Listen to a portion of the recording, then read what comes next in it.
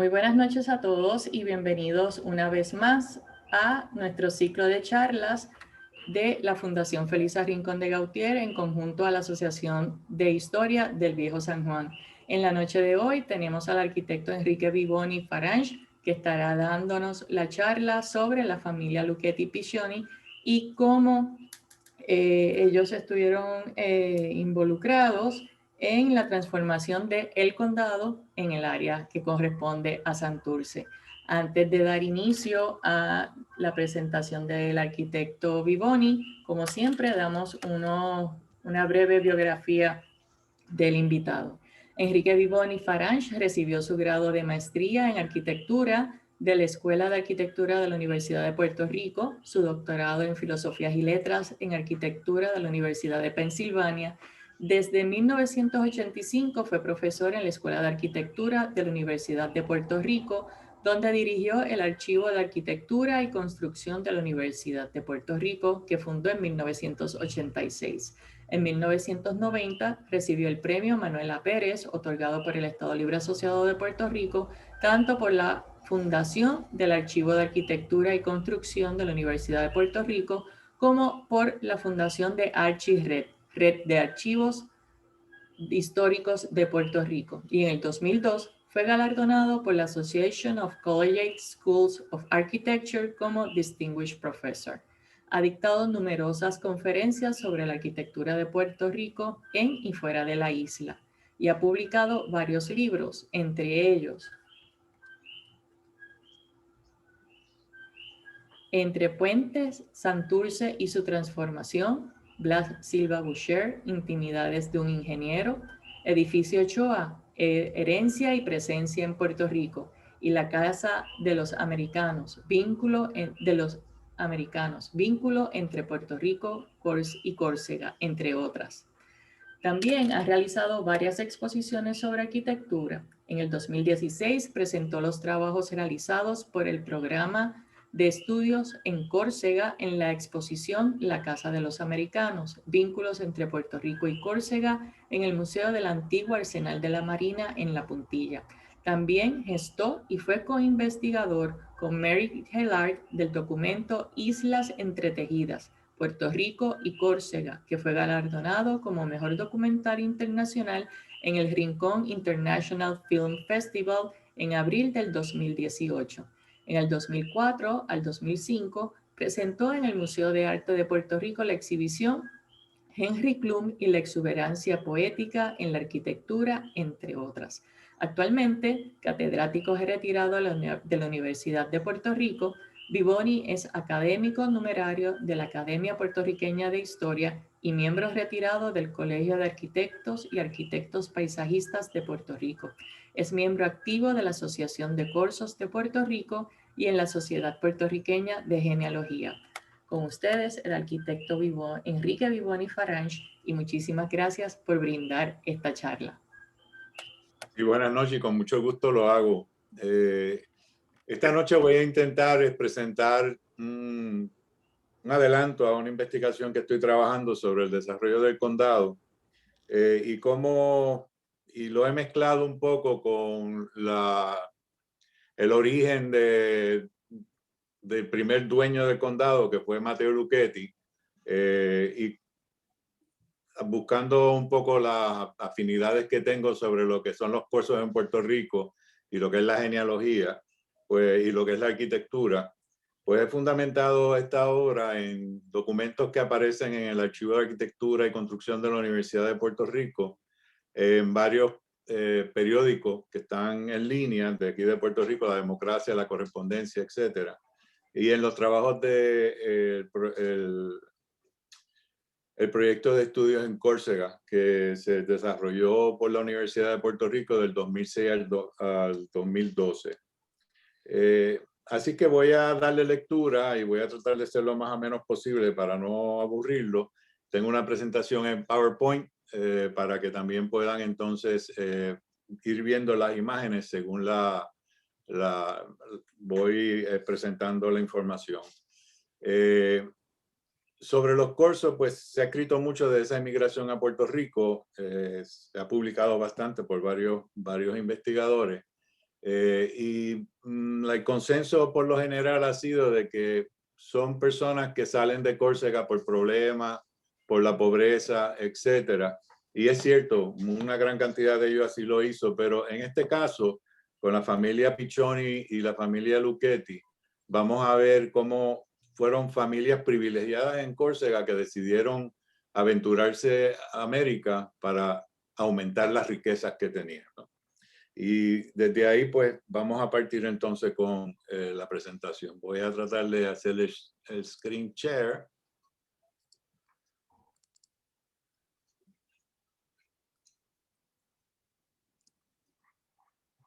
Okay. El trasfondo de dos familias corsa. A diferencia de otras tantas historias de la inmigración corsa a América,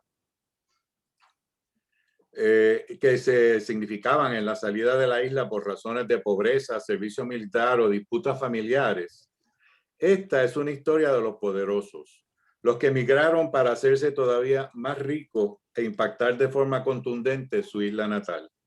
Esta narrativa se concentra en dos familias del Cabo Corso, los Piccioni de Pino y los Lucchetti de Rogliano. Sobre los Piccioni. El Mediterráneo fue la alfombra por la cual invadieron múltiples armadas en el pasado de norte a sur y de sur a norte. Esto hacía de las defensas, a veces nimias frente a los invasores, una necesidad. En Córcega, esta línea de defensa se manifestó en una serie de torres circulares a lo largo del Cabo Corso y la costa de la isla para la vigilancia contra los ataques por corsarios y berberís, principalmente desde el norte de África. Otras, de forma cuadrada, se construyeron en los corazones de las comunidades como casas fortificadas que eran comandadas por los señores de la comunidad.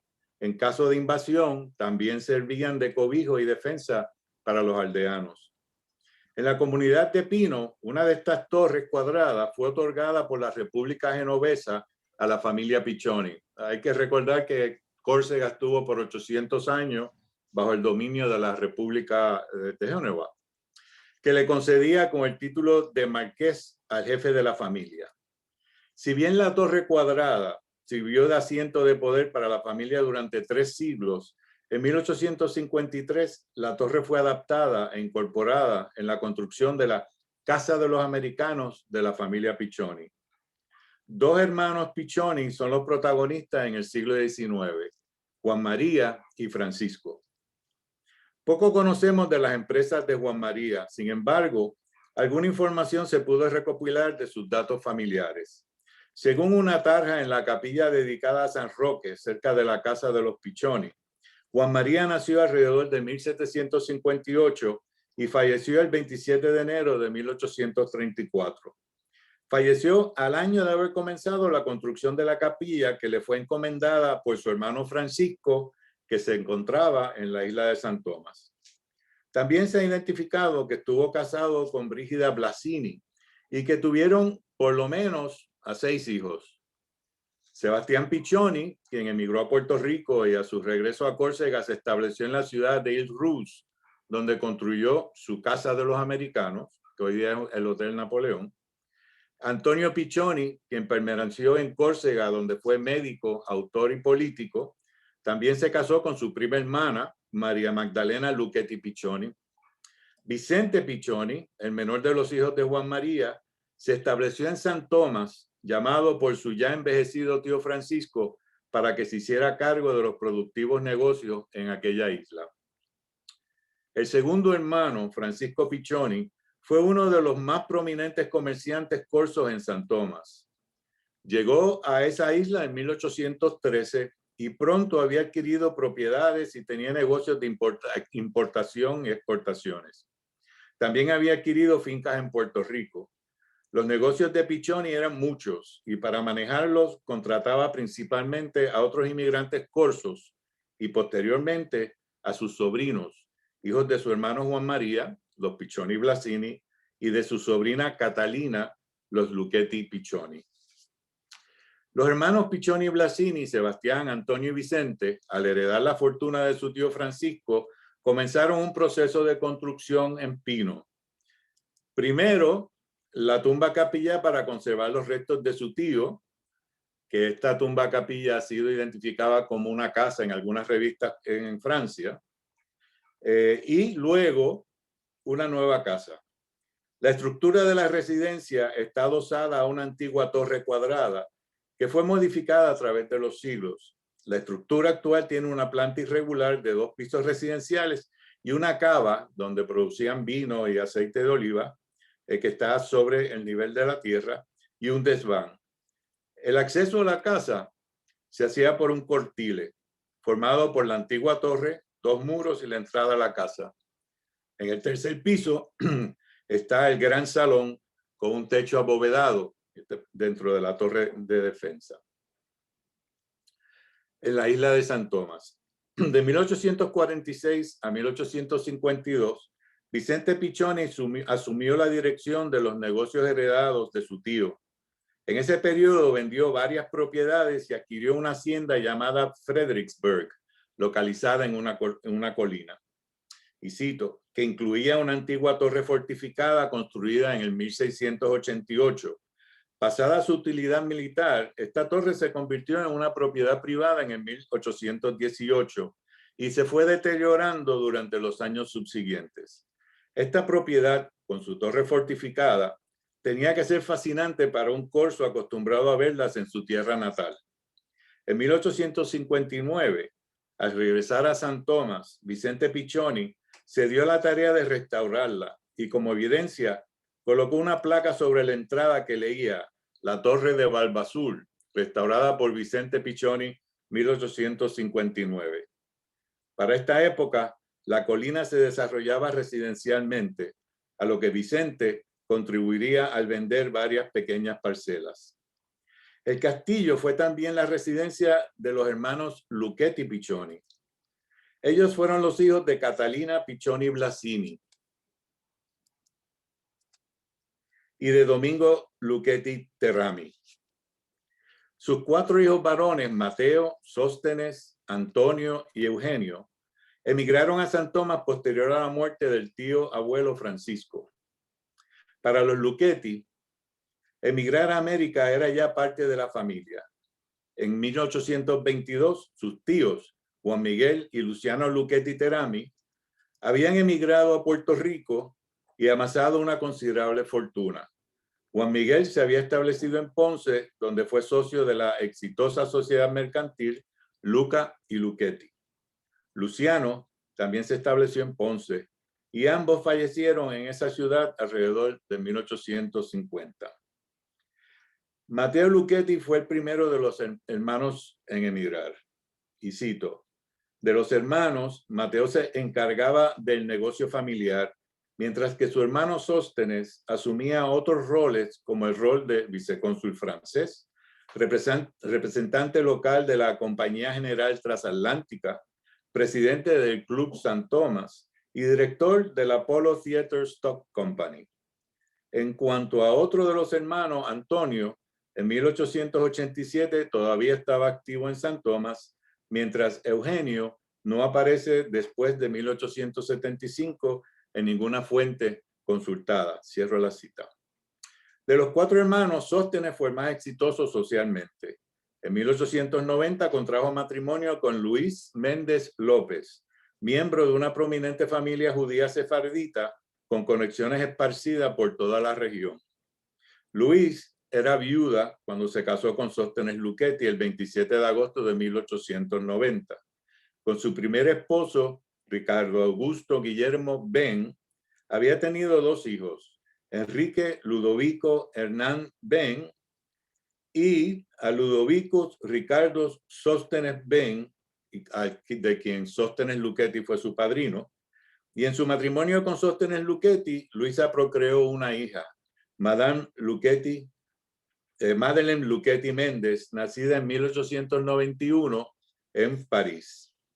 Posteriormente, a finales de 1897, Sóstenes Luchetti llevó su familia a Nueva York.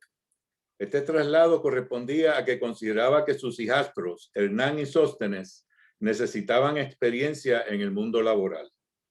Sin embargo, 2 años más tarde, Luchetti falleció y su viuda e hijos se trasladaron a Puerto Rico, donde residía su tío Mateo. Sobre Mateo Luchetti Piccioni.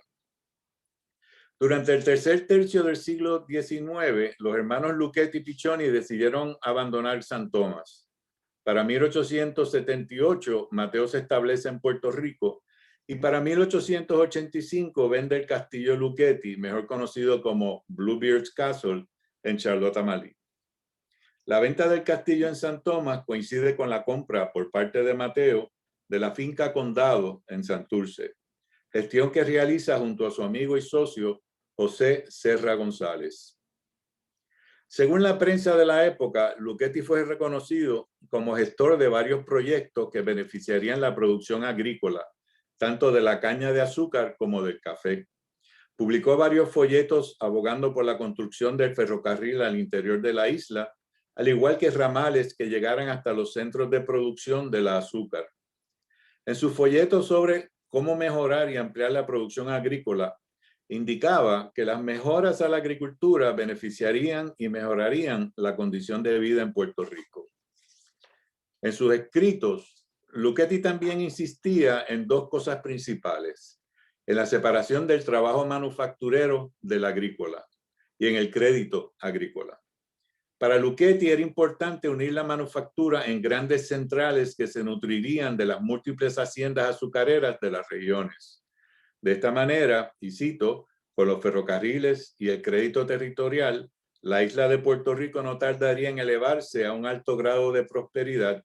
Ya no podría efectuarse la salida de los capitales de la isla y hasta había en esa hermosa colonia un empleo fructuoso para los capitales extranjeros. Y cierro la cita. Al ver la gran cantidad de pleitos y ruinas que estaban ocurriendo con los agricultores por la débil situación económica de Puerto Rico, Luchetti proponía un arbitraje obligatorio. Publicó en Francia el folleto L'Arbitrage Forcé, que luego traduce y presenta en la prensa isleña. Para algunos lectores del folleto, este les pareció justo, pero idealista para los tiempos que estaban viviendo. Finalmente, el 10 de julio de 1905, Luchetti, que iba en ruta hacia Naguabo, donde tenía intereses comerciales, decidió ir, como la transportación de aquella época, en un coche tirado por caballo. Y esa tarde llovía a cántaro. Y al llegar a Fajardo, le suplicaron que no saliera por la crecida del río Naguabo. Pero Corso, al fin y testarudo, decidió salir en el coche esa tarde. Y esa fue su última travesía. Un golpe de agua volcó el coche y Luchetti, ya de 80 años, no pudo combatir la corriente. Su cuerpo fue encontrado 2 días después, unos kilómetros río abajo. La prensa local se volcó en sus obituarios. El entierro de Luchetti se llevó a cabo el 13 de julio en el cementerio de la capital, con la presencia del gobernador y múltiples personalidades de la élite puertorriqueña. En Córcega, la noticia de su fallecimiento se comentó en el periódico Le Petit Bastiés del 22 de julio de 1905, donde indicaba en su necrología que, y cito, después de estudios brillantes, Mateo Luchetti completó una licenciatura en Derecho. A un joven emigró a dirigir la Casa Piccioni en San Tomás. Luego de la liquidación de esa casa comercial, vino a ser un miembro distinguido de la colonia francesa en San Juan, Puerto Rico. Siempre atento a los asuntos de Córcega y Francia, fundó la Cámara de Comercio francés en San Juan y fue uno de los primeros jurisconsultos que propuso el arbitraje de manera civil. Cierro la cita. Pero Luchetti falleció ab intestato, cosa rara para un rico comerciante octogenario, y para fines de año la Corte de Distrito de San Juan dictó las siguientes resoluciones. Y dice, cito, declara herederos ab intestato de Mateo Luchetti a sus 7 sobrinos por el orden en que los designa en su resolución. La noticia de esta resolución provocó que las hijas de Eugenio Luchetti Piccioni, un hermano de Mateo, omitidas en la declaratoria de herederos, contrataran al abogado Brac Brignoni, pero aparentemente sin éxito. Pues finalmente un par de años después, los hermanos Ben decidieron adquirir la finca del condado y tuvieron que negociar y comprar unas 148 cuerdas de los herederos de Mateo Luchetti. La mayoría de ellos radicaban en Córcega. Su hermana María Catalina, los hijos de su otra hermana María Magdalena, que eran Camille y Paul Piccioni, y los hijos de su hermano Antonio, Caterina, Domingo y Teresa Luchetti Roux, residían en Puerto Rico la hija de su hermano Sóstenes, Madeleine. También tuvo que adquirir un segmento de la finca anteriormente vendido a Tulio Larrínaga. También adquirieron de la compañía DeFord & Company, que eran los dueños de la Central Aguirre, parte de los terrenos que configuran la urbanización. La cabida total del proyecto de los hermanos Ben era algo más de 600,000 metros cuadrados, de los cuales 425,000 serían divididos en solares. Ahora me pregunto, ¿qué motivó a los hermanos Ben desarrollar la finca como un parque residencial? Y la pregunta inmediata es lo que comenzó a ocurrir en Santurce a partir de la Guerra Hispanoamericana. A partir del derrumbe de las murallas de San Juan y del incremento de la población civil causada por la emigración estadounidense a la isla, los residentes de San Juan y de otras partes de la isla buscaban tener residencias más cómodas, sea para veranear o como su residencia principal fuera del bullicio de la vieja ciudad, pero cerca del asiento del poder.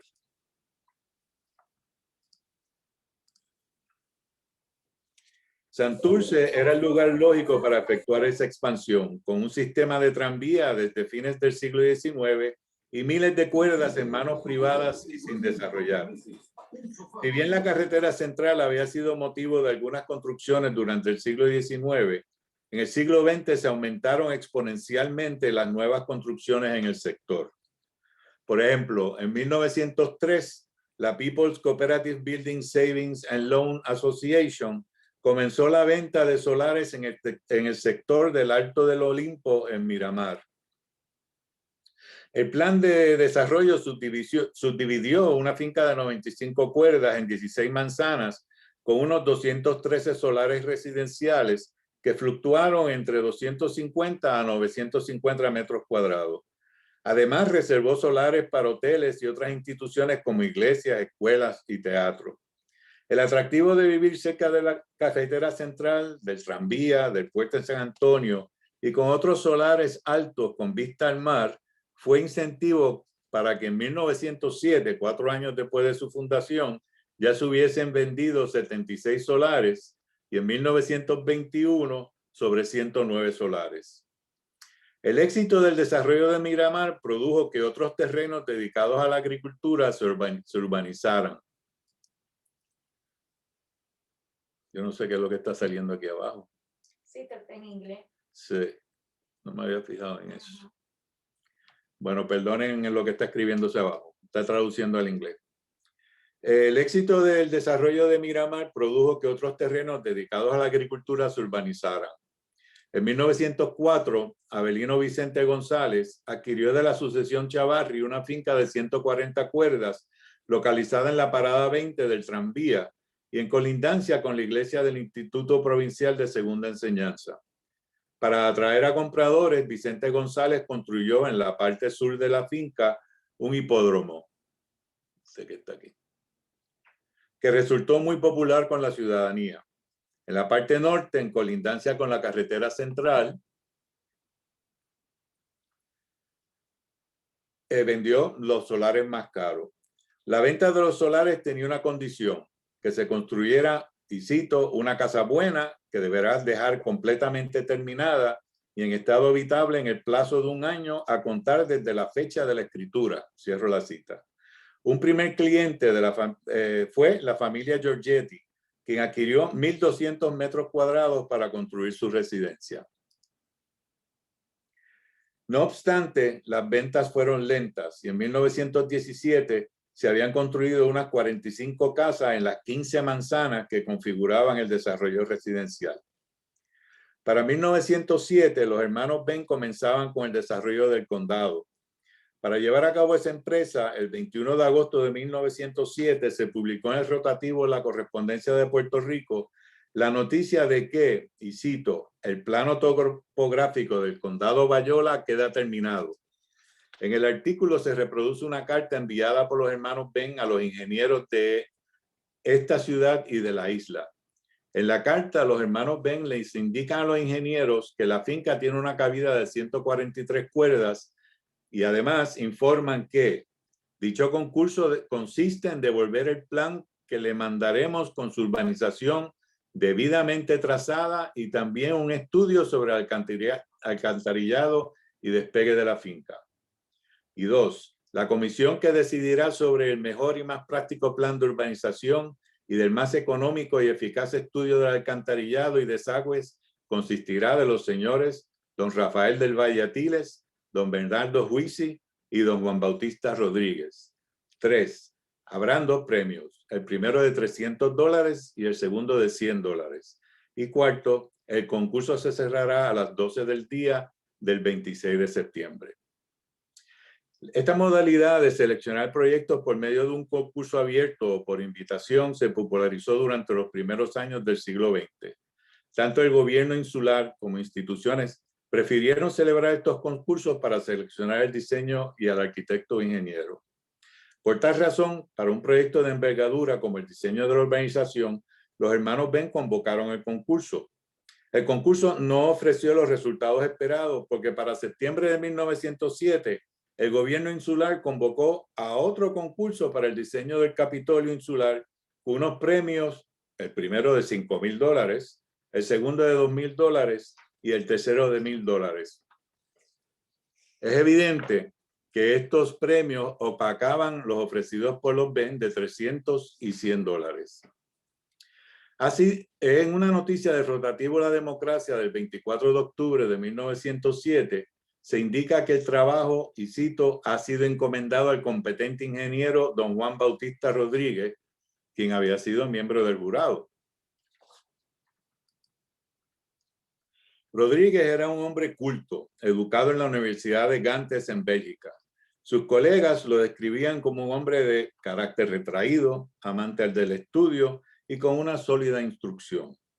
Tenía vasta experiencia en el campo de la ingeniería y en la administración pública. Durante la época de la dominación española había sido director de obras públicas y del ferrocarril de circunvalación. En cuanto al trazado de las vías y espacios abiertos, Rodríguez estableció 3 focos o nódulos importantes en su esquema: el círculo, la plaza del condado y al final de la península, la explanada. Del círculo irradian 4 vías que conectan todo el desarrollo. Al sur, la avenida Wilson, hacia el noreste, el Boulevard Luisa, hacia el norte, el Boulevard Lucchetti, y hacia el noreste, el Boulevard Madeleine, que conecta con la Plaza del Condado. Esta plaza se localizó en el centro de mayor densidad de solares, mientras que la explanada sirvió como terminación del proyecto en la parte más aislada del desarrollo en la península. La mayoría de los nombres de las calles, avenidas y bulevares en el plano de 1907 responden a varias afinidades de la familia Ben Lucchetti, pero otras no hay certeza, como por ejemplo el nombre de la avenida Wilson.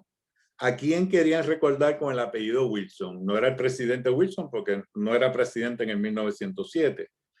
Pero según Eugenio Latimer en su libro Historia de la Autoridad de Energía Eléctrica, la avenida lleva el apellido de John Wilson, a quien en 1899 Mateo Lucchetti le había vendido una parcela de terreno para que construyera una planta eléctrica. Es esta que está aquí. La avenida Wilson comienza justamente en colindancia con esta propiedad, que cabe la posibilidad de que sea esa la razón. También está la avenida Ponce de León, designada con ese nombre en diciembre de 1907, unos meses antes de que el gobierno insular le cambiara el nombre de la carretera central a la avenida Ponce de León. Esta avenida conecta la Laguna del Condado con la Plaza del Condado. Así que esta es la avenida Ponce de León en el mapa. Y definitivamente una vez se le cambia a la Gran Avenida, el Cinturón y el eje de Santurce a nombre de Ponce de León, esta va a cambiar de nombre posteriormente. La avenida Lafayette se nombró en honor al famoso Marqués de Lafayette. El Boulevard Luis se nombra en honor a la madre de los hermanos Ben. El Boulevard Luchetti en honor al padrastro y al tío. Y el Boulevard Madeleine en honor a su hermana Madeleine. El Boulevard Las Nereidas puede ser una decisión poética al hacer referencia a las Nereidas de la mitología griega. Corre de este a oeste, paralela al océano. Las avenidas que corren de sur a norte son varias. La avenida Caribe, que forma el lado oeste de la Plaza del Condado. La avenida Cervantes compone el área oriental de la plaza. La avenida Candina le hace honor a Generoso Candina, empresario español. La avenida Huisi a Bernardo Huisi, socio de los hermanos Ben y presidente de la Puerto Rico General Telephone Company. La última avenida del esquema es la Washington, que marca la colindancia del desarrollo de los hermanos Ben en 1908. Sobre los solares. En el plano de Rodríguez se notificaron 1.700 unidades que representan 500 solares más o menos. O sea, un parque residencial para 3.000 personas. Las unidades tienen un frente de 5 metros y el fondo varía entre 30, 40, 50 y 60 metros, permitiendo al comprador tomar el número de unidades que quiera para así tener un solar del tamaño que más le convenga. Por eso que en este plano uno ve unos solares sumamente estrechos y sumamente largos, con la idea de que se pudiesen comprar varias unidades y conformar un solar de amplio espacio. En un anuncio redactado el 15 de abril de 1908 y publicado en los varios rotativos de la isla, los hermanos Ben, ahora conocidos por su rúbrica comercial Ben Brothers, establecieron las siguientes reglas. 1. Las ventas de los solares son al contado. 2. No será permitida otra construcción que las de casas de vivienda con sus accesorios como la cochera, el garaje, etc., con la excepción de un número muy limitado de solares que serán reservados para escuelas, iglesias, parques de bomberos y policías, farmacias, colmados, mercados, etc. 3.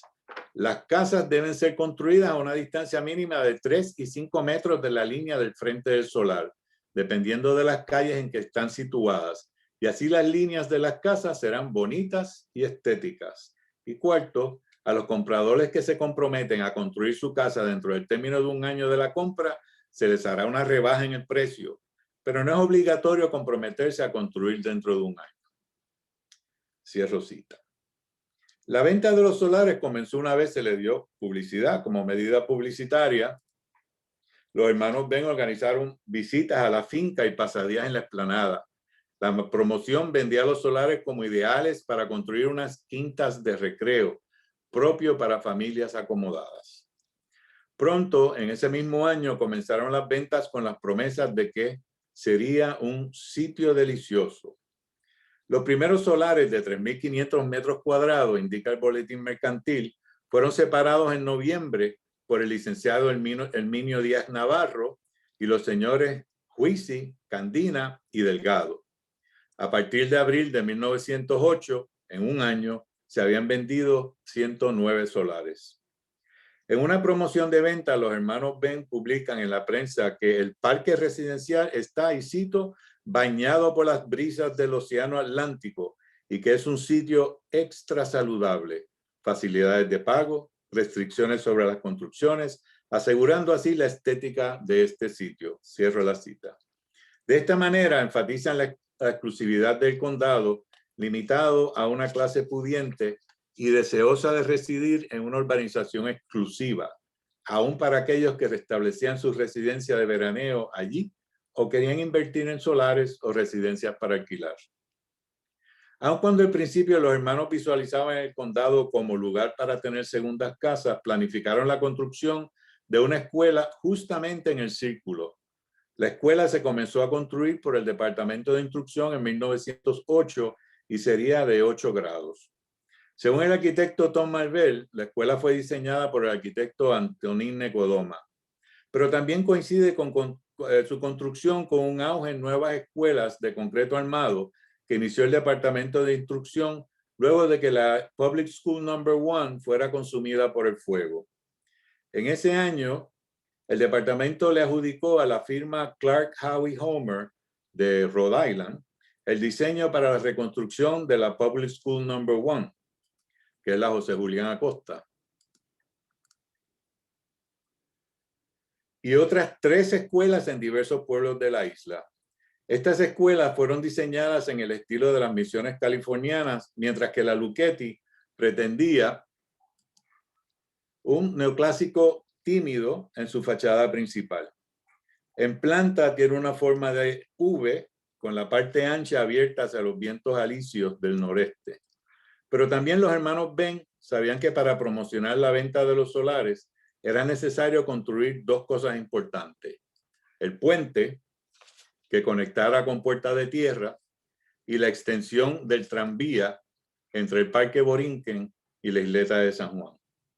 Se comenzaron las gestiones para la construcción del puente que ostentaría el nombre de Dos Hermanos en abril de ese año.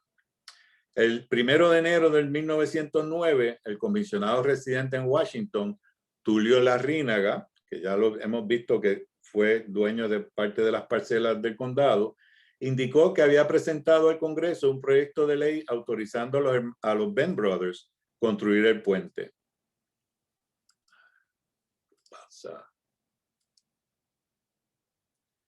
Finalmente se le adjudicó la franquicia y en un anuncio publicado por los hermanos Benz se indica que, y cito, interesante, hemos recibido hoy el siguiente cable de la Schuylkill Construction Company de Filadelfia, lo cual quiere decir que todo el material del puente del condado será embarcado por el vapor que sale de Nueva York el 20 de noviembre, cierro cita.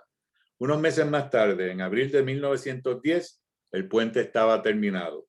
Y en la prensa se indica lo siguiente. Al pasar por el puente de San Antonio, puede verse ya el bello aspecto que ofrece el nuevo puente, aún no abierto al tránsito público, que desde allí conduce al condado. Es una entrada elegante y anchurosa, y parece que estará bien iluminada por líneas de bombillas eléctricas colocadas a ambos lados del puente. Cierro cita. Ya para agosto de 1910, los hermanos Ben le ofrecían en venta el puente al municipio de San Juan, argumentando los altos costos de los impuestos y el uso por el público en general del puente. En septiembre, a un mes de esa solicitud, el municipio adquirió el puente. La construcción del tranvía se propuso desde 1907. En ese momento se pensaba que partiría de la carretera central por la parada 16 y, cito, pasando por el condado, llega al parque por el norte del referido barrio, cierro cita. Sin embargo, en 1908, las negociaciones con la San Juan Transit y Light Company llegan a un detente al esta compañía exigirle a los hermanos Ben 1% de las ventas de los solares que se beneficiarían por el paso del tranvía eléctrico. Al final, en 1910, llegaron a un acuerdo. Y cito, cuando solamente habían 11 casas construidas en el condado, firmaron con la compañía del trolley un convenio para extender las líneas de conducción de pasajeros por el puente Dos Hermanos recién construido hasta el parque, comprometiéndose los hermanos Ben a pagar a la compañía una bonificación de $5,000 el primer año y $4,500 por cada uno de los 2 años siguientes, estableciéndose, sin embargo, un descuento de estas sumas por cada casa que se construyese en el condado, valorada en más de $1,000. Cierro cita. Finalmente, ya para 1914, el condado contaba con su tranvía. Sobre la arquitectura de las casas. Desde finales de 1908 ya se construían casas en los solares del condado. Algunas de las casas fueron comisionadas por los que adquirieron los solares y otras, los hermanos Ben las construían para venderlas. En la correspondencia del 9 de octubre de 1909, los hermanos Ben anunciaban que desde el 1 de septiembre se han vendido 11 solares sin casas y 5 casas de concreto reforzado. O sea que ya estaban construyendo casas en el 1909. Además de las casas en concreto reforzado, también se popularizó la construcción de casas en madera, como son las residencias Conde, Targa y Cuétara. Algunas de las construcciones en concreto fueron documentadas por el fotógrafo Attilio Mocioni, mientras otras fueron publicadas en revistas estadounidenses. Entre estas últimas se destacan algunas diseñadas por Antonín Nicodoma. Otra residencia construida en hormigón es la Casa Mora, construida para Hernán Ben y, según algunas fuentes, diseñada por Sebastián Moll. La casa se construyó cerca del extremo oeste a la entrada del puente que se establecerá allí, cierro cita. Esta casa también tenía su torre, como la de los Luchetti en San Tomás y los Pichoni en Pino. En esta casa no era torre de defensa, pero en su forma almenada recogía las imágenes de las antiguas fortificaciones y más aún representaban un asiento de poder. Y poder tenían los hermanos Ben. Para esa fecha, además de ser ricos propietarios del condado, la corporación Ben Brothers ofrecía servicios bancarios, hipotecarios y eran agentes generales de la Berwind White Coal Mining Company, de la Western Electric Company y de la Trust Concrete Shell Company. Tenían sus oficinas en el recién inaugurado rascacielos de su propiedad en la calle San Justo, esquina Tanca, en el viejo San Juan, donde ubicaba también su mayor conglomerado, la International Telephone and Telegraph Company, la ITT. La Casa Mora sirvió de hogar para la familia Ben por poco tiempo. En 1915, Hernán se mudó con su familia para La Habana, Cuba, para presidir la recién adquirida Cuban Telephone Company. Posteriormente, en 1917, Sóstenes Ben le construyó a su madre, conocida en la élite social sanjuanera como Madame Luchetti, su residencia aún más cerca del Puente de Dos Hermanos. En esta ocasión, la casa fue diseñada por el arquitecto de moda Antonín Nicodoma en su estilo ultramoderno. El censo de 1910 indica que en el condado habían 37 residencias habitadas. De estas, 22 están alquiladas y en 15 residen sus propietarios. Para esa fecha, el mayor número de residentes provienen de Estados Unidos, que son 13, Puerto Rico, 8 y España, 7. Ahora, en el mapa de 1917, creado por la Puerto Rico Board of Fire Underwriters, demuestra la condición urbana del condado para esa fecha. Para ese tiempo se añadieron calles como la calle Canal y la avenida Pichoni, en honor a Francisco Pichoni, del Cassé, en honor a Teófilo del Cassé, político francés, Joffre, en honor al general francés José Joffre, héroe de la Primera Guerra Mundial, Helen, en honor a la esposa de Hernán Ben, Helen Ray, Vendick, en nombre de Lee H. Vendick, dueño de la casa de esa propiedad, y Earl, nombre del hijo de Lee H. Vendick, Earl C. Vendick. El total de residencias indicadas en el mapa de 1917 es de 179. También se identifica la Escuela Luchetti, el Hotel Condado Vanderbilt en construcción y el San Juan Country Club como estructuras no residenciales al servicio de la comunidad. El mayor número de residencias se concentró al sur y norte de la avenida Wilson y a ambos lados de los bulevares Luis, Luchetti y Madeleine. Esta concentración demuestra una preferencia de los compradores por adquirir solares tierra adentro, mientras los solares en la península y los que quedan de frente al mar son los menos adquiridos para esa fecha. Probablemente esa fue la razón de ubicar en la península el hotel y la residencia de Madame Luchetti para atraer compradores a esa zona. El evento de mayor impacto en el desarrollo del condado durante este periodo fue la construcción del Hotel Condado. La idea de establecer en San Juan un hotel de turismo destinado a los que buscan divertirse en las aguas tropicales del Atlántico y aprovechar el clima perfecto de Puerto Rico Surgió en 1911 cuando Sóstenes Benn era miembro de la Comisión de Artes y Fomento de la ciudad capital. Aunque su intento de que la ciudad auspiciara dicha empresa fracasó, la idea de un hotel de turismo finalmente tuvo un ente auspiciador en la Puerto Rico Hotels Corporation, incorporada en marzo de 1917. Tanto los hermanos Benn como la junta de directores, que incluía eminentes hoteleros de Nueva York, decidieron que el hotel compartiría la parcela justamente donde comienza la estrecha península que conduce al Puente Dos Hermanos y frente a la Avenida Las Nereidas.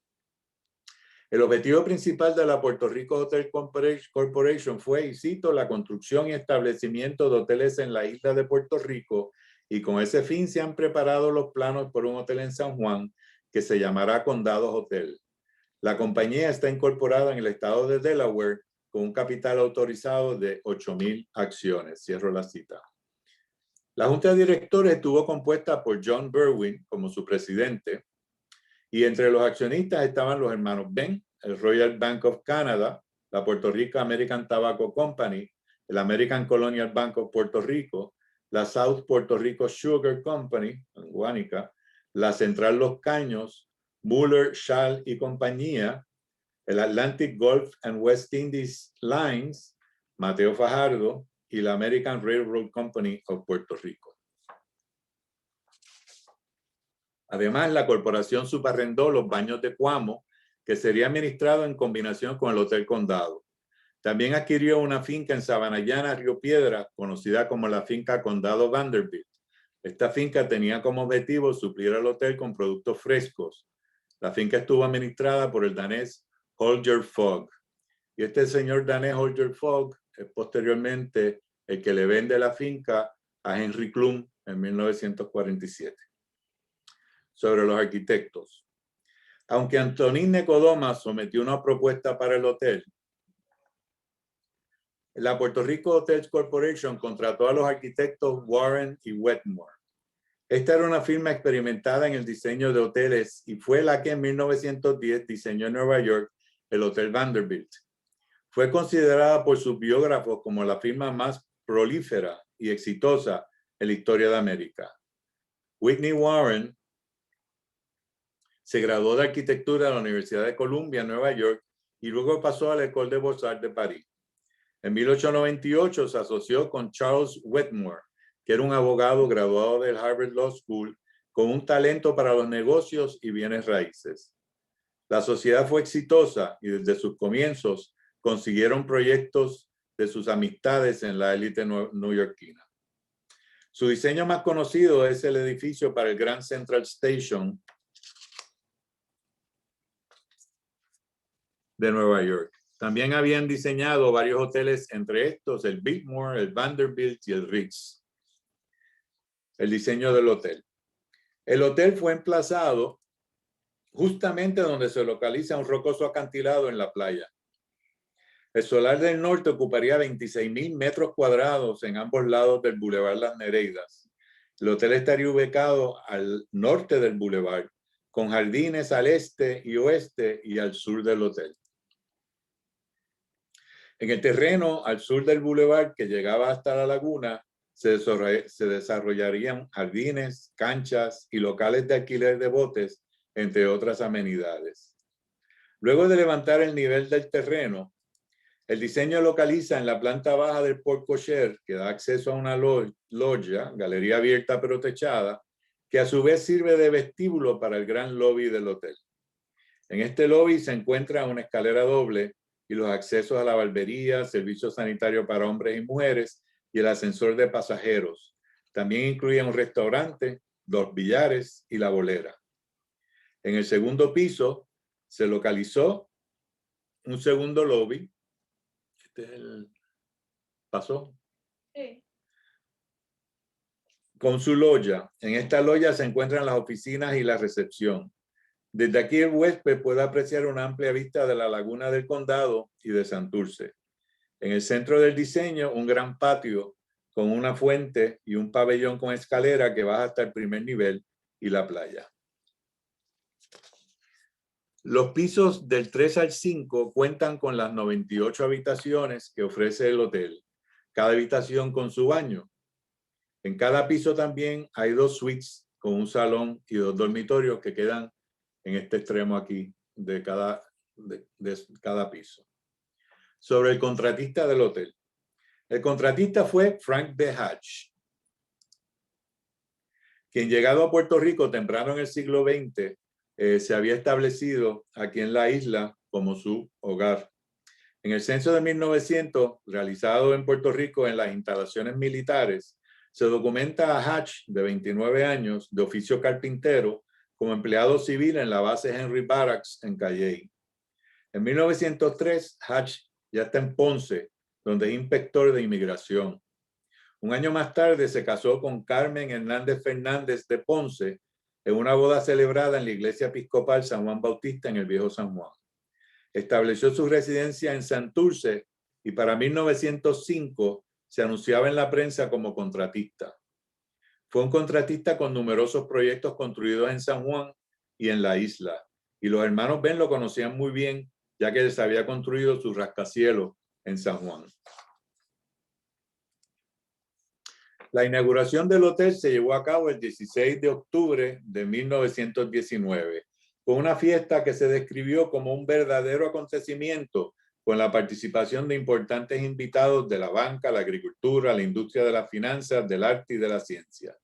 El condado Vanderbilt fue el primer hotel dirigido a la industria de turismo en Puerto Rico.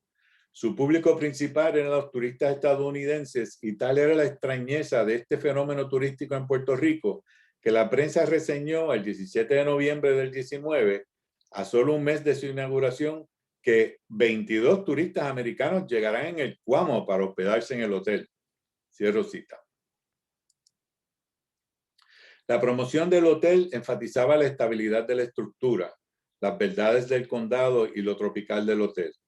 Todo el mobiliario del hotel fue fabricado expresamente, y cito, y puede compararse al de los mejores hoteles de los Estados Unidos. Los pisos están alfombrados con lujosos tapetes. Cierro cita. La promoción del hotel también enfatizaba la recreación en el exterior. 1. El hotel era dueño de un campo de golf localizado a unas 5 millas. 2. Tenía canchas de tenis al frente del hotel. 3. Habían casetas de baño en las playas de arena blanca del Atlántico que contaban con duchas de agua fresca y una posita del encanto para los niños. 4. Promovía actividades de yatismo y veleros en el Atlántico y canoas y yolas en la laguna. Cierro cita. El Hotel Condado Vanderbilt se convirtió en el lugar de reuniones de la aristocracia puertorriqueña. Los salones se convirtieron en los lugares favoritos para las damas del condado reunirse y celebrar sus actividades, particularmente Madame Luchetti. Así floreció el hotel como espinazo de la vida sociocultural de la isla. Así también creció la población del condado. En 1919 el hotel se inauguraba en un condado muy diferente al condado del 10. El número de residentes cuadruplicó en 10 años. Así también cambió la cara del condado durante las décadas de 1920 y 1930. Nuevas construcciones residenciales de casas unifamiliares y de apartamentos comenzaron a surgir. Otros arquitectos intervinieron, como Pedro A. de Castro o Francisco Roldán o Rafael Calmuega y Pedro Méndez, quienes cubrieron la faz del condado con un velo hispanizante, mientras otras construcciones coqueteaban con el Art Deco, como el edificio Miami y la casa de Pedro Méndez para Valentín Monroy. Pero aquel empuje inicial de los hermanos Ben le impusieron al condado, donde el valor de la tierra era mayor, al de lo construido.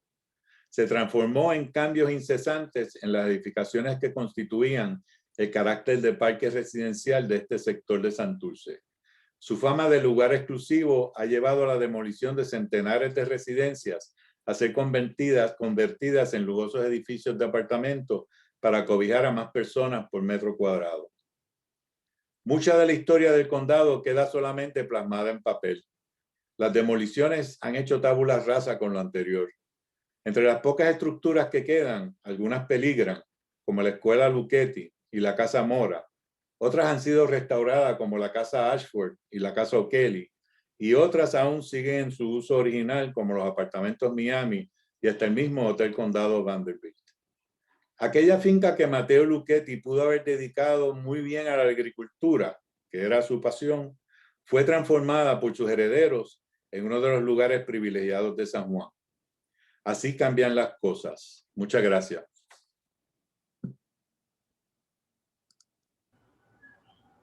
Muchísimas gracias, arquitecto Vivoni, por esta presentación. Damos pasos a las preguntas. La primera es del señor Ramón Pérez, que pregunta, en el mapa que usted presentó, el solar F acabó siendo el hospital Ashford. ¿Nunca se segregó? No. El Hospital Ashford está fuera del condado, de lo que era el condado original. Exactamente en colindancia con ese hospital es que estaba la colindancia de la finca de los hermanos Ben. Okay. Pregunta Nieves de Los Ángeles Vázquez, ¿hay un libro sobre el tema? Hay varias publicaciones a las cuales pues, he consultado. Están los libros de Aníbal Sepúlveda y hay varias otras publicaciones también que hablan sobre el condado. Muchas gracias. Ella le interesa saber sobre el terreno de Ford & Company. Bueno, ese terreno de Ford & Company ha sido un poco difícil rastrearlo, en dónde está ubicado. Al igual que ha sido bien difícil definir exactamente qué era la finca Bayola. Pero desafortunadamente no he encontrado esa evidencia, solamente lo he encontrado en escrito, no gráficamente. Karen Rivera, ¿existen descendientes de los Luchetti Piccioni o de los Bem en Puerto Rico? Bueno, de los Luchetti Piccioni existen, no directamente de los Luchetti Piccioni, pero sí de los Luchetti, que son de la rama de los hermanos que habían emigrado primero a Puerto Rico, José María Luchetti Terrami y de Luciano Luchetti Terrami. De los hermanos Ben, tengo entendido que toda la familia posteriormente se radicó en Estados Unidos. No creo que aquí en Puerto Rico haya ningún descendiente que lleve el apellido Ben. Juan Pérez, saludos. ¿Sabrá si la construcción de la planta generatriz eléctrica tuvo impacto negativo en aquellos momentos en el valor o atractivo del área? En aquel momento era muy atractivo porque garantizaba el flujo eléctrico a todas las residencias del área. Así que la planta no se construyó solamente para el condado, sino para la región, ¿verdad? de San Juan. Así que me imagino que se vio con buenos ojos en aquellos momentos. El libro de Eugenio Latimer es muy bueno sobre la historia de la Autoridad de Energía Eléctrica. No sé si se consigue comercialmente, pero hay una copia del libro en el archivo de arquitectura. Bien, pregunta Karen Rivera. ¿Hay información sobre el desarrollo de la plaza, hoy día Plaza Estela Maris, que su nombre correcto es Plaza Antonia Quiñones? Bueno, esas son 3 cuerdas de terrenos que hay ahí en ese espacio. Se llamaba la Plaza Luchetti.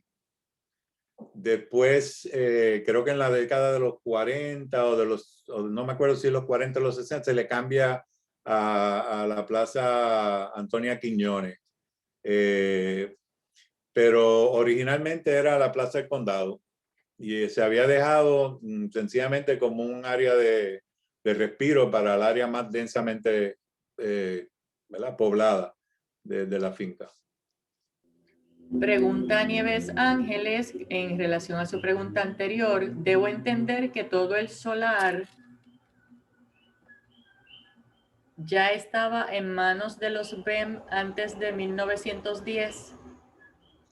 La finca, los hermanos Ben adquirieron las 148 cuerdas, sí, para 1906, ya ellos la habían adquirido en 1907, que fue cuando iniciaron el proyecto de urbanización. Víctor Nieto. ¿Cuándo se desarrolló la finca del condado que estaba pasando entre esa finca y la carretera central? La finca del condado que estaba pasando entre esa carretera. Víctor, ¿puedes explicar eso un poquito más? Sí, sí, no, es que cuando se desarrolla la finca del condado, Ajá. ¿qué estaba pasando entre esa finca y la carretera central? O sea, ese sector ahora que conecta. Sí, sí, ahí eran varias calles que todavía existen, múltiples calles que conectan lo que era la carretera central con la avenida Wilson. La avenida Wilson se hizo para recoger estas calles que van de norte a sur más o menos. Todo eso estaba ya desarrollado en varias construcciones, pequeñas residencias, y frente a la carretera central, pues residencias de mayor tamaño y algunos negocios. Ahí está la calle Barcelona, etcétera. Pregunta Ima Dotio. El condado posee muchas estructuras de valor histórico. ¿Hay algún movimiento o iniciativa que ausculte la posibilidad de establecer algunas zonas dentro de condado como zonas históricas, similar a lo realizado en Miramar? Bueno, que yo tenga conocimiento así de primera mano, no tengo conocimiento de eso, pero yo entiendo que la parte sur, ¿verdad? De la avenida Ashford, que hoy día se llama Ashford, era la avenida de las Nereidas, todavía quedan un sinnúmero de estructuras con un valor verdaderamente importante en lo que ha sido el desarrollo de toda esta comunidad de Santurce. Y se debería hacer algún tipo de estudio. No sé si la Oficina Estatal de Conservación tiene planificado hacer un estudio de un inventario del condado. Esto lo desconozco. Pregunta Gerardo Malavé. ¿Por qué se perdió el parque de la fachada sur del Hotel Vanderbilt? Fíjese, me imagino que la presión de desarrollo tuvo que ver un poco con eso. El campo de golf era el Berwyn Golf Course que estuvo en Carolina. El área de Carolina que se llama Berwyn es por ese campo de golf. Ya para 1917, si se fijan en el mapa que presenté, hay una calle por el mismo centro, que es la calle Helen, de esa plazoleta de diversión y ¿verdad? de parte del hotel. Así que me imagino que en algún momento dado tuvieron que negociar la venta de esos terrenos. No he encontrado evidencia para eso. Pregunta Aida Catinchi. Se supone que la Casa Mora está identificada como que no se puede demoler. ¿Sabe qué intención hay con la misma? ¿Quiénes son los dueños actuales? Bueno, he visto algunos propuestas de proyectos para crear un hotel boutique en ese solar, incluyendo la Casa Mora. O sea, no la demuelen, la incorporan en ese proyecto. Eso me lo presentó un estudiante que tuve en la clase de Historia y Arquitectura de Puerto Rico allá para el 2016. ¿Quiénes son los dueños actuales? No tengo ese conocimiento. Pero la casa está a punto de colapsar si no se atiende pronto. Pregunta Iván Ramos. En las orillas de la laguna del condado había una barriada pobre. Me parece haber visto fotos. ¿Cómo surgió la barriada y cuándo los desalojaron? Dentro de toda la planificación que se ha visto, tanto en el mapa del 8 como en el mapa del 17, la costa norte de la laguna del condado, que es la que colinda, ¿verdad?, con el desarrollo del condado, no aparece ningún tipo de estructura de barriada. Edwin Quile, que nos está escuchando, quizás tenga información sobre eso, pero evidencia no he visto de que haya esa barriada en lo que era la finca original del condado. Muy bien. Preguntan en Facebook. ¿Cuál es el futuro de la escuela Lucchetti? ¿Está destinada a desaparecer? Buena pregunta. Lo que se ha dicho es que iba a haber una subasta, ¿verdad? Para subastar la escuela, $1 millón y pico de dólares, la escuela o los terrenos, me imagino. Eso se paralizó, un movimiento que hubo para que se conservara la escuela. ¿Qué ha pasado de ahí para adelante? Hubo una designación de emergencia. No sé qué ha pasado en adelante, si eso va para adelante, lo de la subasta, o se ha paralizado. No sé si hay alguno de los que nos está viendo que tenga información sobre eso. Pregunta Eric López. ¿Cómo cambia, si cambia, la arquitectura de la zona con la nueva camada de arquitectos que usted menciona, Méndez, Roldán, Carmuega y de Castro? ¿Se conservan esas casas hoy? Muy poca. Por ejemplo, la casa de Joseph O'Kelly está todavía,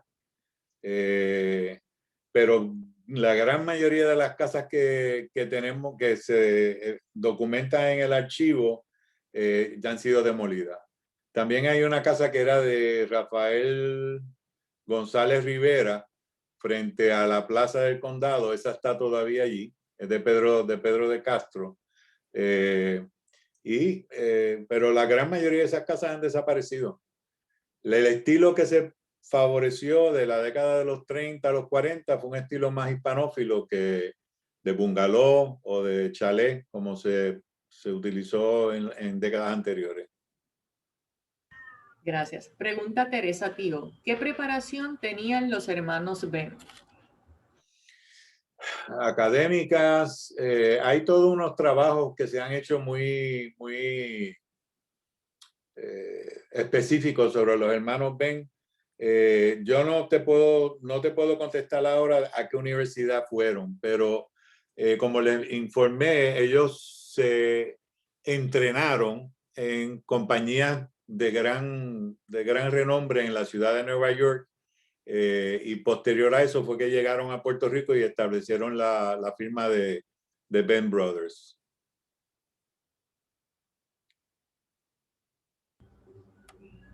Gerardo Malavé. Algunos de los arquitectos y diseñadores del condado contemplaron la incorporación de un malecón en la costa norte del proyecto. Que yo haya visto evidencia, no. Durante este periodo que estamos hablando, que es de principios del siglo XX a más o menos en 1930. Karen Rivera, hay información sobre José Serra. ¿Qué uso, si alguno, tenían los terrenos antes de ser adquiridos por los Ben? Eran terrenos baldíos, si quieres ponerlo de esa manera, uso agrícola, habían cocotales que habían ahí, fundamentalmente eso es lo que aparece en los planos. Pocas residencias había en ese sector. Comenta Magali Cintrón. El autor del libro de la historia de la Autoridad de Energía Eléctrica donó un ejemplar al Centro de Investigaciones Históricas de la Universidad de Puerto Rico Río Piedras y otro a la colección puertorriqueña del Sistema de Biblioteca en la Biblioteca José M. Lázaro. Magnífica información. Gracias. Imi Rigao le comenta, lo felicito por su gran aportación a mantener viva nuestra historia. Gracias. Gracias. Verifico si tenemos otras preguntas en Facebook. Si alguno en Zoom desea hacer algún comentario, solamente levanta la mano para que pueda tomar la palabra. Hola. José, ¿cómo está? Hola a todos. Preguntaste sobre la escuela Luchetti. Pues interesante porque la reacción que surgió con el anuncio de la subasta, de pensar que iban a demoler la escuela y vendérsela a una persona para hacer un hotel o un condominio, pues el gobierno pues desistió de la subasta. Eso fue y Víctor Nieto ha estado envuelto con esto, con la nominación final de que sea un monumento histórico. Pero surgió una iniciativa bien interesante que creo que tiene mucho mérito.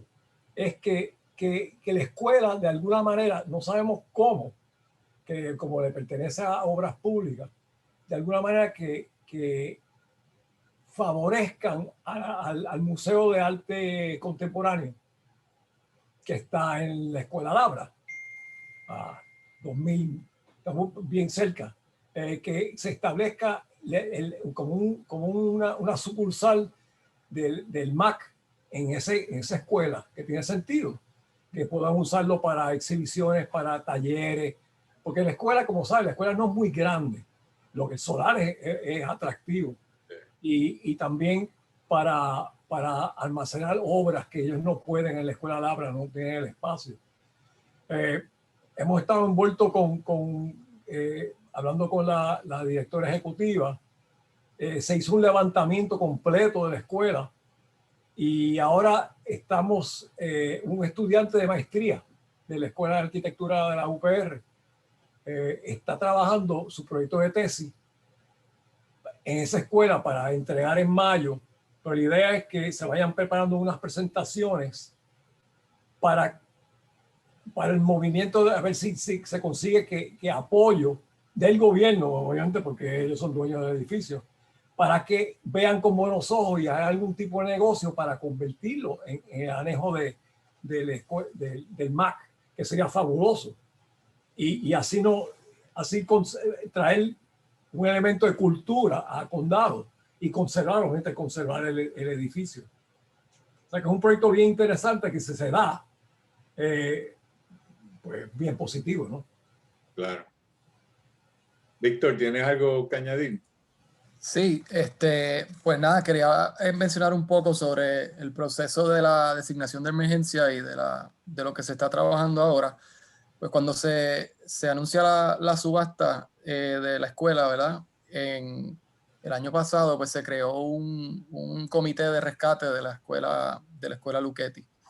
Ese comité, además de trabajar en la solicitud para la designación de emergencia, pues hizo varios esfuerzos de acercamiento en la comunidad y obtuvo un montón de firmas, ¿verdad? De personas que estaban interesadas en proteger la casa.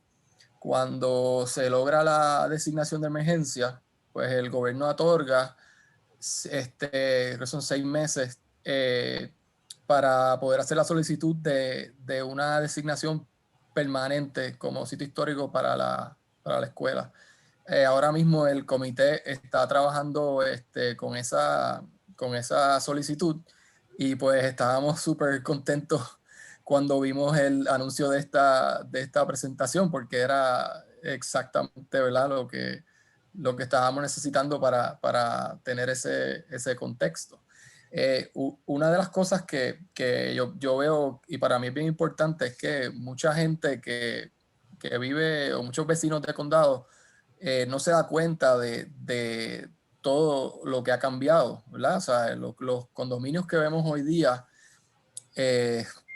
queda bien poco de ese condado original que tú nos estás enseñando. Y muchas veces esas estructuras que de las que quedan no reciben el valor que deberían. Claro. Bien claro con la Casa Mora y bien claro con la misma escuela Lucchetti. Y yo creo que este proceso que se está pasando es muy importante, esa conservación de esas estructuras, porque es lo único que permite, ¿verdad?, que a través de como esta presentación que tú estás dando y quizás algunos otros eventos futuros educativos, pues que la gente, los vecinos de Condado, pero de Santurce también y de San Juan, pues entiendan esa historia urbana Sí. del área, ¿verdad? Y creo que es importante resaltar esas pocas estructuras y proteger las pocas estructuras originales que quedan de ese desarrollo. Sí, definitivamente. Y, o sea, el tiempo va cambiando el carácter de los lugares, ¿verdad? Lo que pasa es que no se puede olvidar cómo fue ese cambio y deben siempre de quedar unos hitos dentro de la contemporaneidad que nos hable de cómo fue y cómo comenzó un tal desarrollo, ¿verdad? Lo mismo pasa en Miramar, lo mismo pasa en todas las zonas históricas que se han declarado aquí en Puerto Rico. Sabemos que las cosas se transforman, pero siempre debemos tener un ancla en lo que hemos sido, ¿verdad? Y cómo hemos desarrollado. Pero eso es bien difícil de a veces de argumentar, ¿verdad? Porque hay otras fuerzas quizás que la gente piensa que son más importantes que la misma memoria. Pero es la lucha que hay que tener siempre y hay que, ¿verdad? Unidos, pues, se logran bastantes avances en algunos sitios. Coge el Hotel Marriott, ¿verdad? Que se iba a demoler y se hizo todo un movimiento y unos piquetes y para que se conservara y finalmente se logró que no se demoliera la estructura. Así que se puede. Conlleva trabajo, pero se puede. Sí. Bien, Samuel Morales en Facebook le da las gracias por tan valiosa información y por todo su legado para los arquitectos. Gracias. Pregunta Hilda Acosta, además de la Casa Mora y la Casa de la Madame, ¿tuvieron los hermanos Bem otras residencias en Condado?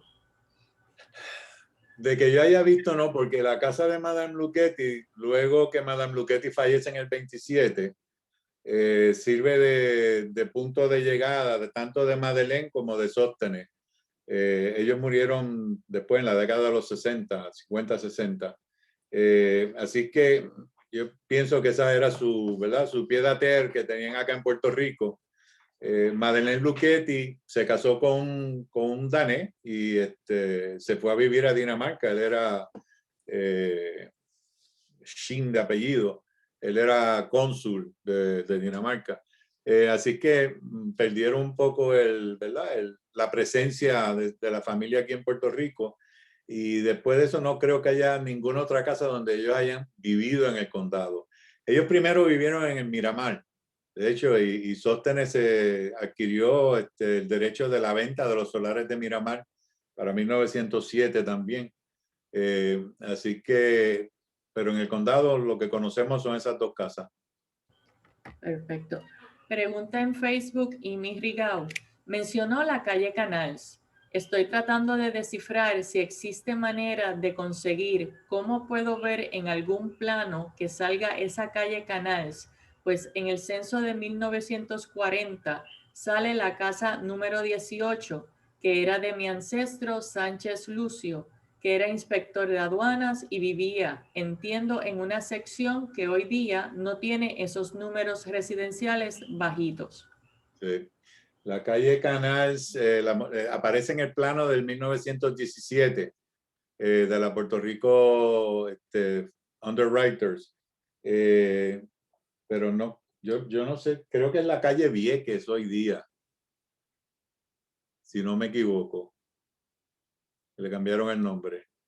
Pero si ella quiere que yo le envíe una copia de ese plano, con gusto se la envío. Perfecto, a la respuesta que ella me indique le dejaré saber. Okay. Karen Rivera, ¿el desarrollo del Parque Borinquen tuvo alguna relación con el desarrollo del condado? ¿Hasta cuándo existió el Parque Borinquen y por qué desapareció? Eso es otro trabajo. Parque en Borinquen está fuera de lo que es la finca original del condado. Lo que pasa es que a través del tiempo el nombre del condado se fue expandiendo, ¿verdad? Pasó el hospital presbiteriano, pasó todo lo que es Kings Court, todo lo que es lo que aquí se conoce como Ocean Park, que está más... Todo eso ahora, pues, tú vives ahí y te dicen, ¿dónde tú vives? Pues tú dices que vives en el condado. Pero el plano original que estamos hablando estaba en la avenida Washington. Esa era la última avenida del condado. El Parque Borinquen estaba paralelo al desarrollo del condado, pero no tenía uno que ver con el otro. Lo único que ese parque ya tenía un acceso de tranvía por la calle del parque, que era la calle Goscue. Por ahí pasaba el tranvía hasta llegar a algún cine que había en el parque Borinquen. El parque en Borinquen, las fotografías que hay de la época era un bosque de palma de coco, eso es lo que había ahí. y unas estructuras cerca de la playa. Y también de ahí salía lo que se llamaba el Ocean Walk, que hay varias postales donde se ve un paseo, no es tablado porque no es tabla, pero un paseo que hay justo frente, colindando con la playa. Y ahí la gente se ve en estas postales sentados en banquitos, disfrutando del fresco de la tarde, etc. Ya para 1930 se está hablando del desarrollo de terrazas del parque. Y esa es la urbanización del Parque Borinquen. Así que el Parque Borinquen duró más o menos hasta fines de la década de los 20. Y he visto artículos escritos en el Puerto Rico Ilustrado lamentando de la pérdida del parque, etcétera, pero el desarrollo de apartamentos, que casi todas las construcciones que hay en ese parque, era más importante que conservar esa zona natural en aquel momento. Pedro de Castro hizo muchos edificios de apartamentos en esos terrenos. Gracias. Pregunta Fernando Pavón Rico. ¿Hay alguna cartografía que muestre los contornos topográficos del condado y sus dunas antes de su desarrollo? Que yo haya visto, no, pero eso es una buena pregunta para Aníbal Sepúlveda, que le gusta conservar y busca todo ese tipo de información. Yo sé que los hermanos Ben pidieron que se hiciera ese plano, pero yo no lo he visto. Jaime Almeida, ahora mis caminatas los domingos en las mañanas por el condado tendrá otro sentido con tanta historia que nos ha brindado esta noche. Gracias, doctor Vivoni, por el viaje imaginario por el tiempo. Me alegra que eso haya sido, y si nos cruzamos caminando por el condado, pues nos saludaremos. Gerardo Malavé, ¿va a publicar un libro el arquitecto Vivoni sobre esta investigación? No sé si un libro, pero tengo un trabajo en desarrollo. No sé cuándo exactamente lo voy a terminar. Tenemos la dificultad de que muchos lugares están cerrados e inaccesibles, ¿verdad? Mucha de esta investigación la estoy haciendo por los sitios en internet que hay disponibles, porque el registro de la propiedad, etcétera, no tengo un acceso inmediato ahora. Así que, si Dios permite, pues se podrá hacer algún ensayo, algo que se pueda publicar. Nosotros recientemente publicamos este libro que se llama Entre Puentes, y es transformaciones de la vida urbana en Santurce, particularmente la avenida Ponce de León. O sea que lo terminamos este año, Merifrance Callart y yo, y de ahí donde sale la idea de subir un poco más al norte y coger la zona del condado. Por lo menos no se ha presentado todavía, se va a presentar de esta misma forma en la Escuela de Arquitectura en algún momento en mayo. Así que, y se consigue en Amazon. Perfecto. Pregunta Mario Daubón, ¿es cierto que la señora Antonia Quiñones dona el solar de su casa para hacer la llamada placita de condado? No, la plaza del condado ya estaba designada como una plaza desde 1908. En realidad no sé dónde doña Antonia Quiñones tenía su casa. Yo no sé si JR, ¿tú sabes dónde doña Antonia tenía su casa? No. No sé. Yo sé que había una casona bien grande donde está Estela Maris, pero ahora en estos momentos no recuerdo de quién era. Perfecto. El señor Iván Ramos incluyó en el chat, dice, encontré un artículo sobre la barriada de la Laguna del Condado. Le decían el Arrabal La Playita. Lo destruyeron en 1955. Creo que era en donde está ahora Laguna Terras e incluye el enlace de Research Work. Ok. Quiles, ¿tú sabes algo de eso? Edwin. No te oigo, Edwin. Estás mute. Dale on mute. Ok, ahora ¿me escuchas? Sí, escuchamos. ha habido en algunos momentos, en la década del 40 y 50, ocupaciones de tierra debajo del puente del condado y en la laguna del condado. Okay. Pero no duró mucho tiempo. Sí, porque todos esos terrenos que están por ahí, estaba ya en el 1923 se construye los Caballeros de Colón, exacto, por donde está ahora el Hotel Flamboyant, o donde estuvo el Hotel Flamboyant, que ahora es parte del Condado Plaza. Sí. Estaba el Hotel Miami, al lado había, o sea que en esa zona habían varios ya edificios de apartamentos de la década de los 20 y de los 30. De hecho, también hubo ranchones donde vivían, que si el panadero, la costurera, la bandera, en esa área de la laguna del condado. Y también Alto del Cabro originalmente llegaba hasta la laguna del condado, antes de que hicieran el expreso norte. Sí, pero ya eso es acá en Santurce, no es condado. Eso No, es bueno, es la laguna del condado. la laguna del condado sur. Sur. Sí, sí. No sé si el que está preguntando es Laguna del Condado Norte. Pero no sé dónde está el link ese que dijo que me había mandado. El enlace está en el chat.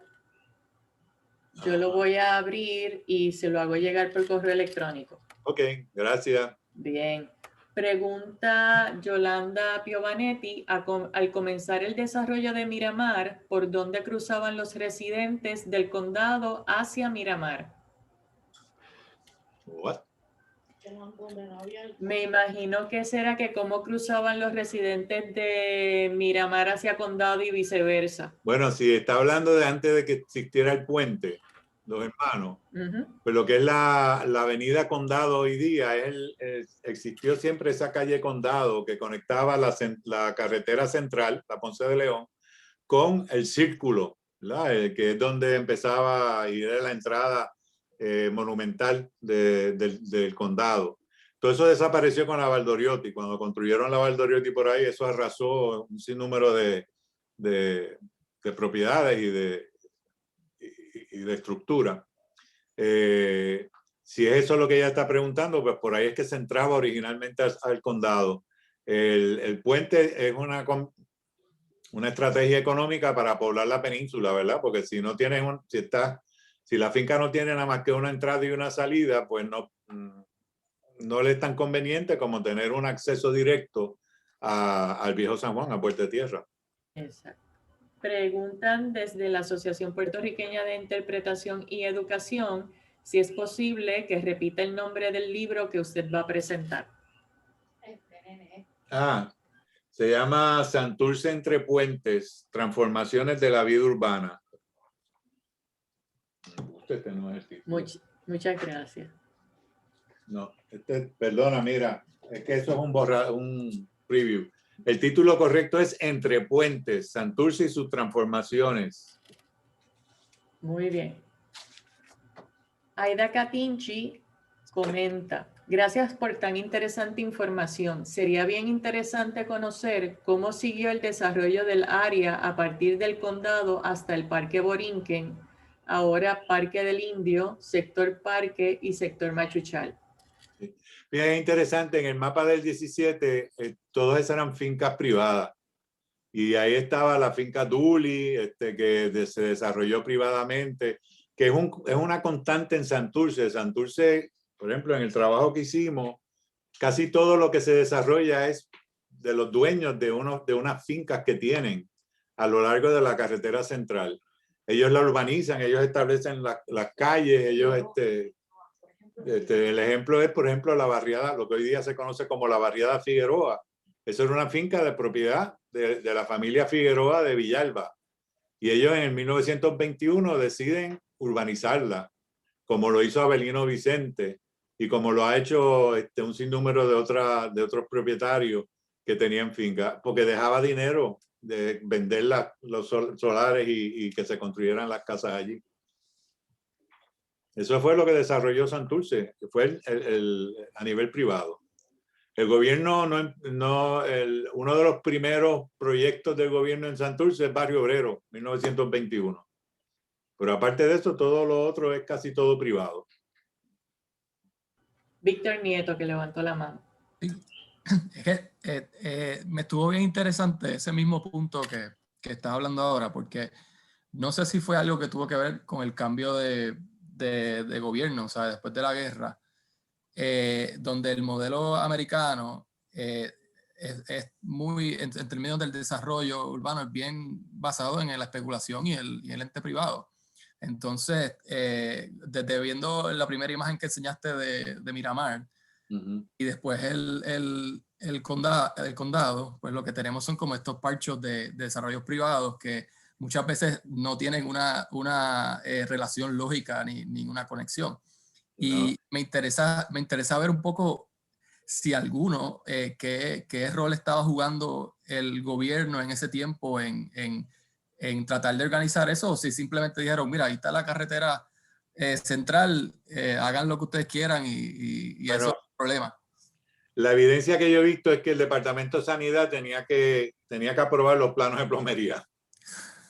O sea, pero más allá de permisología, que si tenía que construir de esta manera, la única evidencia que que vimos cuando estábamos haciendo el libro de Santurce es que el plano de Armando Morales de 1892, que era el desarrollo de Santurce, que aparece en el libro de Sepúlveda, ese trazado de las calles se trató de conservar, porque Armando Morales posteriormente fue el agrimensor de muchas de estas fincas. Por ejemplo, la finca de Figueroa la urbanizó Armando Morales. Y entonces él trató por la mejor manera de que eso coincidiera. La finca de Avelino Vicente, por ejemplo, la calle Hipódromo, si tú te fijas, la calle Hipódromo no continúa directamente de norte a sur, sino que hace una esquina y entonces sigue para adelante.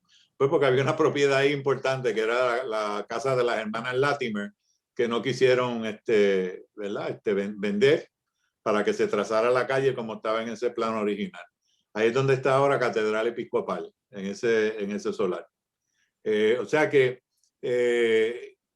mucho se debe, ¿verdad?, de estas personas que emigran, o transmigran de la época española a la época estadounidense aquí en Puerto Rico y siguen teniendo una influencia como agrimensores, como ingenieros, como diseñadores. Y eso pues es un poco lo que le puede dar alguna cohesión, ¿verdad? Pero verdaderamente ahí tú tenías un hato, tú le metías una calle por medio y repartías solares a ambos lados. Y eso es lo que se desarrollaba como urbanización. Lo hicieron las monjitas del Sagrado Corazón con lo que es el área del Sagrado Corazón. Vendieron una esquina del solar porque necesitaban chavos para el colegio y se urbanizó lo mejor que se pudo. Una calle con solares a ambos lados. Y así vamos a encontrar ejemplo tras ejemplo en Santurce. Gracias. Pregunta Alexander Cuesta. ¿Hay información sobre la propuesta de un segundo puente que conectaba con San Jerónimo? Segundo puente que conectaba. Que yo haya visto, no. Pero no tiene como que sentido, ¿verdad? Una segunda propuesta. O una propuesta diferente. Pues no abunda. Sí. Dilcia Torres, ¿es correcto que la laguna del condado era más extensa hacia el lado sur? Sí, eso se rellenó en 1958 para el trazado de la Valdoriotti de Castro. Las casas que están ahí en la marginal de la Valdoriotti, que dan hacia lo que conocemos como Miramar, esas casas, los patios llegaban hasta la laguna. Y ellos tenían allí sus casetas de baño y sus muelles para los barcos, o las yolas, o las kayak, no creo que eran en aquella época. Pero sí, esas casas llegaban hasta la laguna. De hecho, hasta la misma casa Colbert, que es la sinagoga judía ahí en Miramar, ese solar se extendía hasta la laguna, así que eran solares estrechos y largos. Rafael Quiles, ¿quiénes fueron los primeros propietarios del condado antes de todo ese desarrollo? Bueno, ahí estaba José Serra y Mateo Luchetti, que se lo habían adquirido, y ahora no tengo el nombre en mi mente, a una sociedad mercantil que eran dueños de esos terrenos. Si le interesa, lo puedo buscar y enviarle el nombre después. Gracias. De parte de Karen Rivera, muchísimas gracias al arquitecto Vivoni por su dedicación al estudio de nuestro patrimonio construido, por compartir sus conocimientos, mucha información valiosa e interesante, sobre todo el aspecto genealógico de los Lucchetti Piccioni, y se ha disfrutado tremendamente su exposición. Iván Ramos, ¿qué relación tenía Pablo Ubarri con los Lucchetti Piccioni? ¿Fue Ubarri quien le vendió las tierras a los Lucchetti? No tengo esa información porque, como lo dije, fue una corporación que existía. No sé si Pablo Ubarri estaba metida en esa corporación. ¿Ubarri murió para cuándo? Ubarri es para lo de las monjitas. Sí, Ubarri es el Sagrado Corazón, que es donde yo sí, resido. Ubarri es donde está la Universidad del Sagrado Exacto. Corazón. Sí, pero como esta gente tenía propiedades por todos lados, o sea, no sé si coincide o no coincide. Habría que chequear la corporación de esa sociedad, a ver quién estaba envuelto. Perfecto. Verificamos si tenemos alguna otra pregunta en Facebook. Si alguien, Iván Ramos, que levantó la mano, comente, por favor, desbloquee su micrófono para poderle escuchar.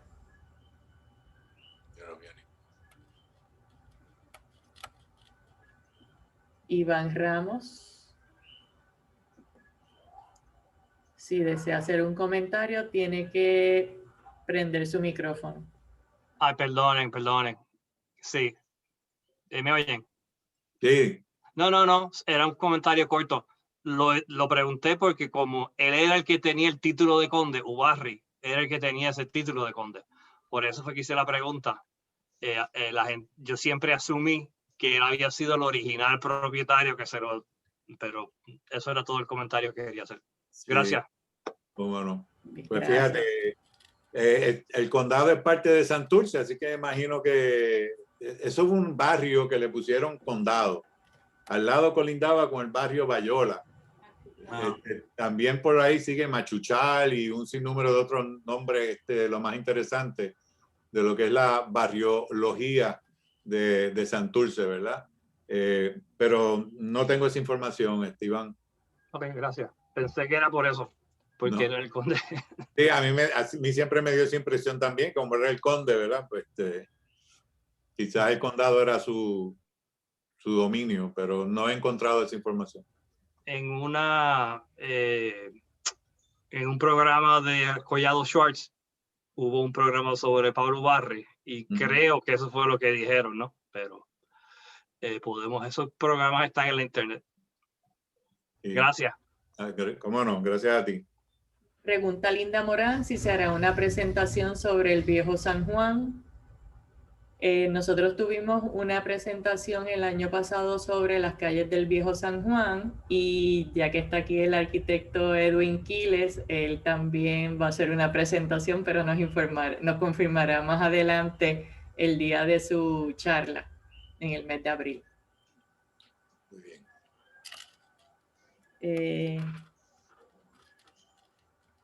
No tenemos ninguna otra pregunta en Facebook, algún otro comentario de los participantes en Zoom. Este es el momento.